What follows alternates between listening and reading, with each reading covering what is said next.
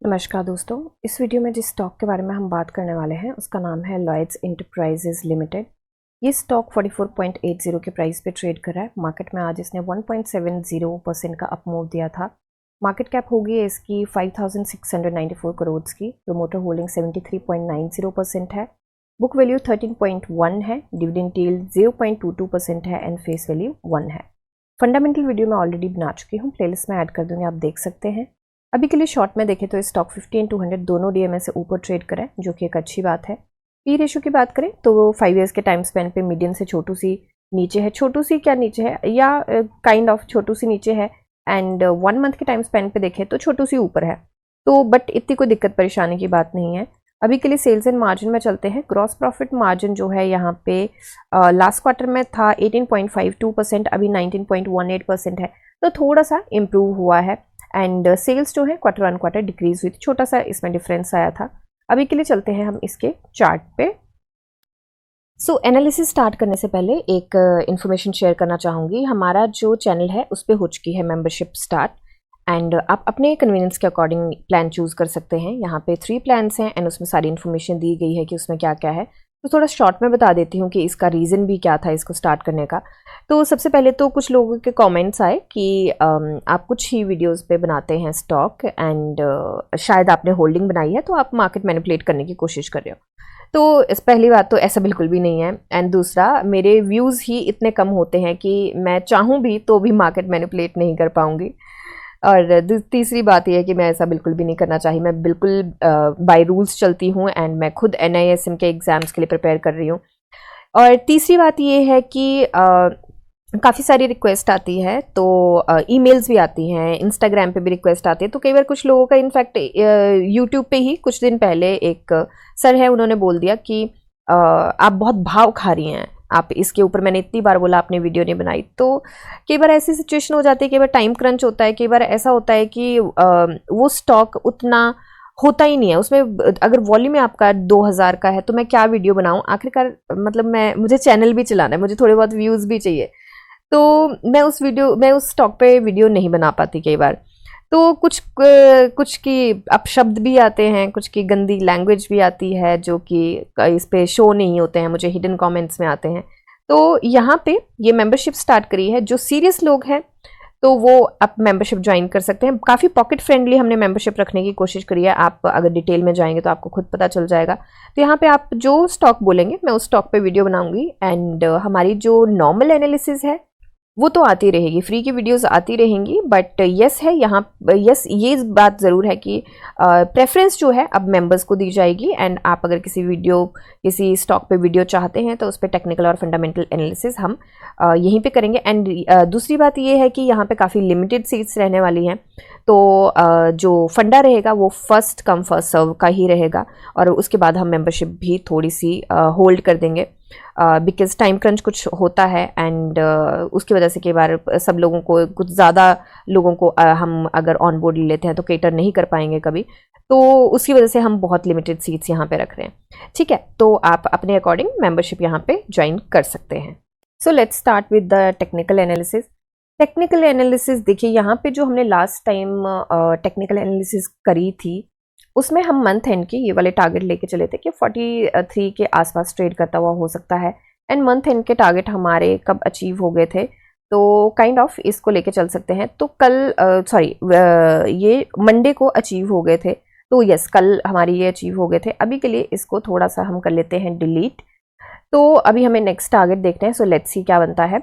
तो अभी के लिए देखिए, सबसे पहले तो ये अपर सर्किट में लॉक हुआ है, काफ़ी अच्छे तरीके से इसने मूव दिए थे। यहाँ पे आज भी यहाँ पे काफ़ी अच्छे मूव देने की कोशिश कर रहा था, बट यहाँ पे हमें आज शूटिंग स्टार बनता हुआ दिखाई दिया है। यहाँ पे हमें हैमर बनता हुआ दिखाई दिया है। क्लोजिंग इसने जो मूव दिया है वो 1.70% का दिया है।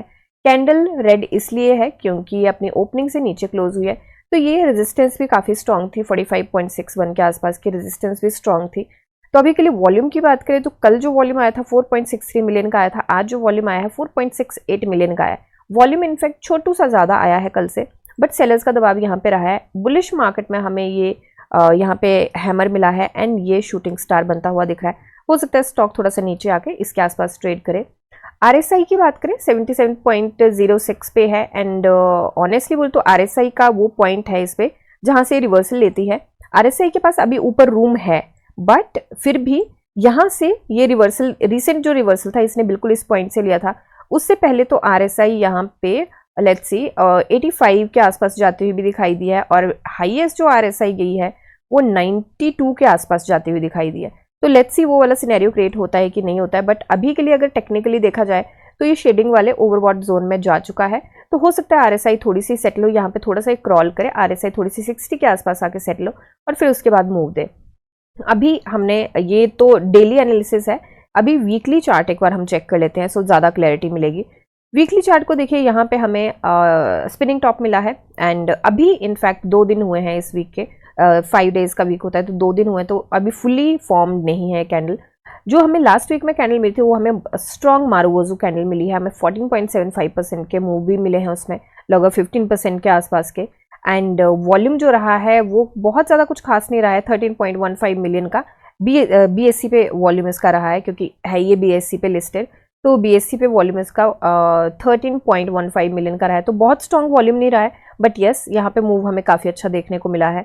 एंड इस बार जो वॉल्यूम रहा है अभी तक यहाँ पे 9.32 मिलियन का वॉल्यूम आ चुका है 2 दिन में, तो दैट मीन्स कि ये यहाँ पे कुछ स्ट्रांगली मूव यहाँ पे देखने को मिल सकते हैं। लेट्स सी अब क्या होता है, इसकी डिलीवरी परसेंटेज भी देखेंगे।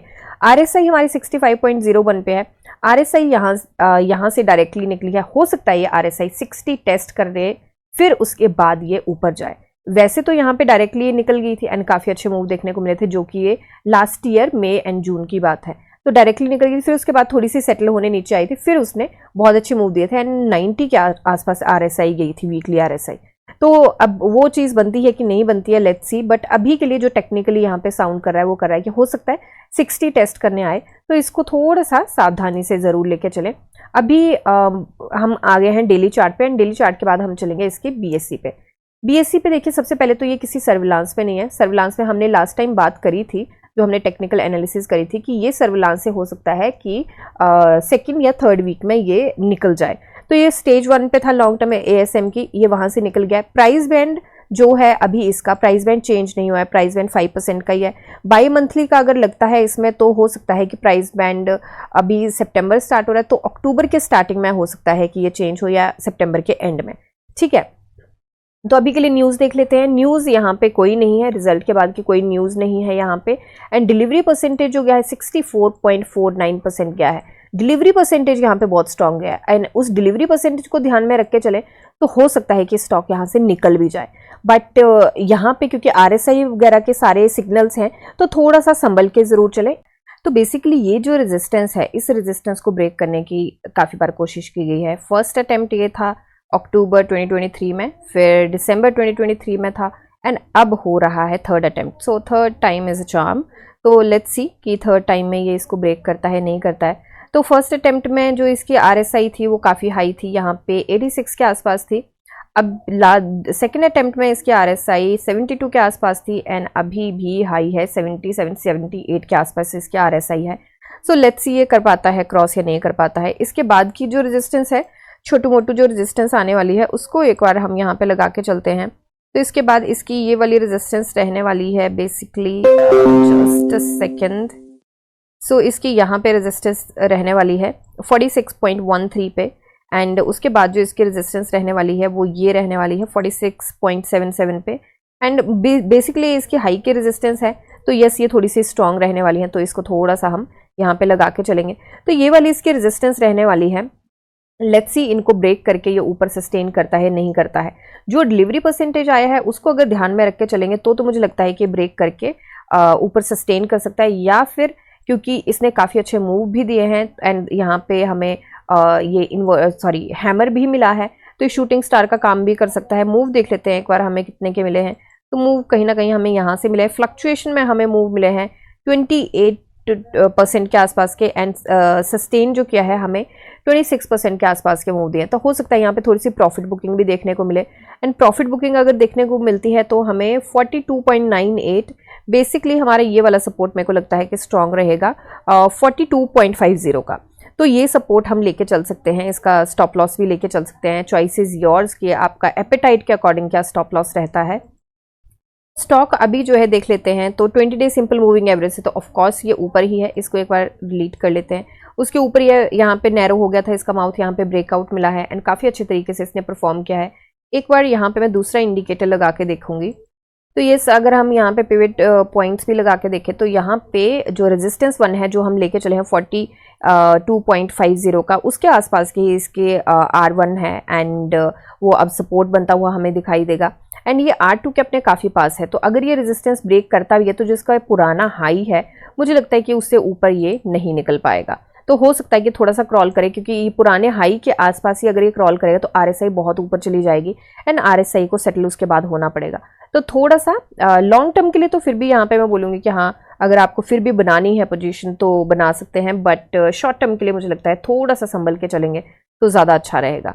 ठीक है, तो ये मेरी एनालिसिस है एंड टारगेट में यहाँ पे कोई नहीं लेके चलूँगी अभी, क्योंकि मुझे खुद को लगता है कि ये थोड़ा सा क्रॉल कर सकता है।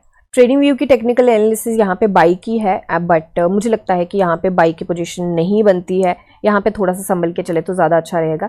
रेस्ट ये सिर्फ मेरी एनालिसिस है, कोई बाई सेल होल्ड की रिकमेंडेशन नहीं है। आप अपनी एनालिसिस कीजिए, जानिए समझिए, पढ़िए और फिर इन्वेस्ट करिए। मिलते हैं नेक्स्ट वीडियो में, तब तक के लिए शुक्रिया एंड हैप्पी इन्वेस्टिंग।